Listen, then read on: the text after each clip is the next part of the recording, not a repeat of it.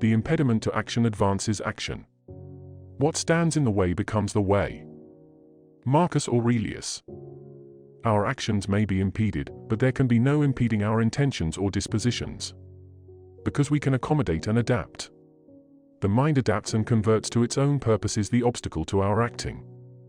The impediment to action advances action. What stands in the way becomes the way. These were the words of Marcus Aurelius. Maybe likely he was in a war front or when he was having moments of reflection. But whatever the case may have been, it is worthy to note that these are words of determination, optimism and belief. Marcus Aurelius was a Roman emperor from 161 to 180 AD. His reign brought relative peace, calm and stability to the Roman Empire. He was a stoic philosopher and he was the last ruler later known as the Five Good Emperors. He also served as a Roman consul. Hi there and welcome to our channel. In this video we will talk about developing the mindset or fortitude of facing adversity, how to deal with moments when it seems nothing is working, when the unexpected happens or when you're facing life challenges. How can we cultivate this fortitude and turn crisis into opportunities?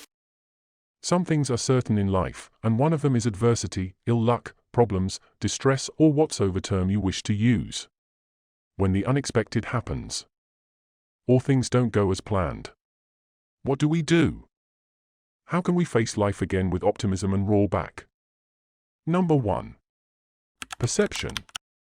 Our perceptions is what sets us apart. As Henry David Thoreau said, it is not what you look that matters, it is what you see. This is what set people apart. If you ask two different people to describe what they saw, things could get interesting. What you see determines your reaction.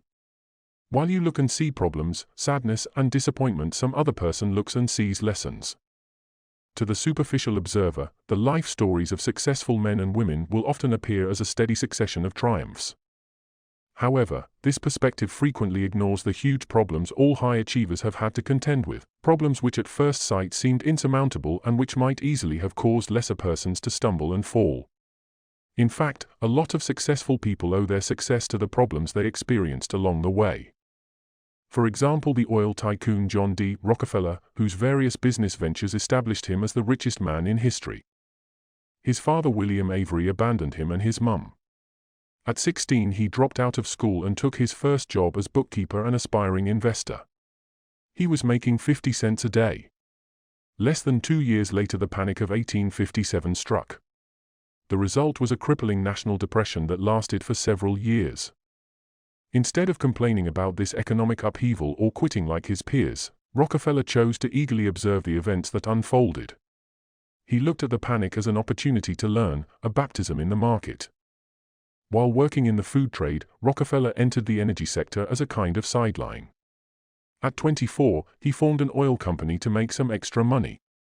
At the time, nobody could have guessed just how important oil was to become. In 1873, the U.S. economy was in severe crisis. Several banks and railroad companies went bankrupt, and the stock market was forced to close down temporarily. This was only the beginning of a recession which would last 6 years. Who needed oil in a situation like that? The oil price fell to 48 cents, even water cost more than that in some places. Once again, Rockefeller saw the crisis as an opportunity. He did not give up and went on to control 90% of the U.S. oil and 2/3 of the global oil market.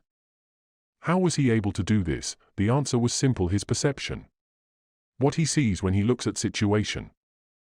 Rockefeller's biographer Ron Chernow writes, "In the midst of this crisis, Rockefeller himself stood to lose his entire fortune.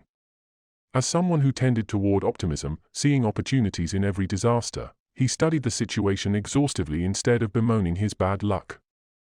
He saw that his individual success as a refiner was now menaced by industry-wide failure, and that it therefore demanded a systemic solution. And even when government broke up his company after spending 41 years to build it from the ground up, he was still cheerful. On May 5, 1911, after 2 decades of legal wrangling, the Supreme Court ordered the divestiture of Rockefeller's Standard Oil Company. The business was given 6 months to sell its subsidiaries.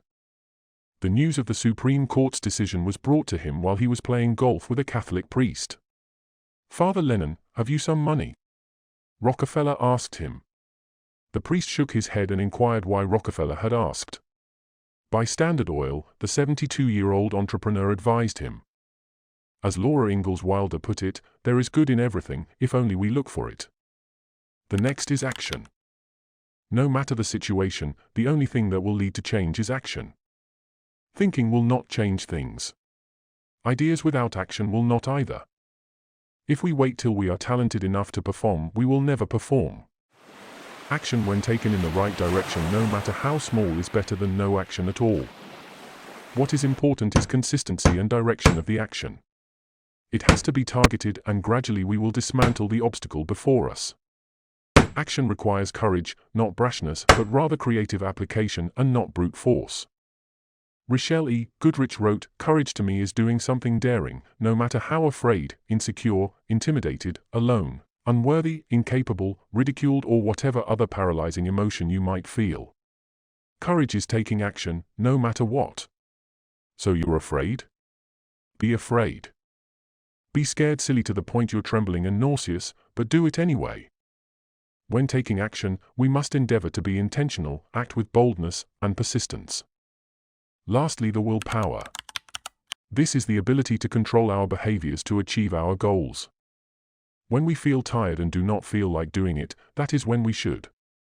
It is natural to feel depleted when you have worked so hard for something and it does not go as planned. Or when something unexpected happens. But do you give in, fall into depression, or do you run?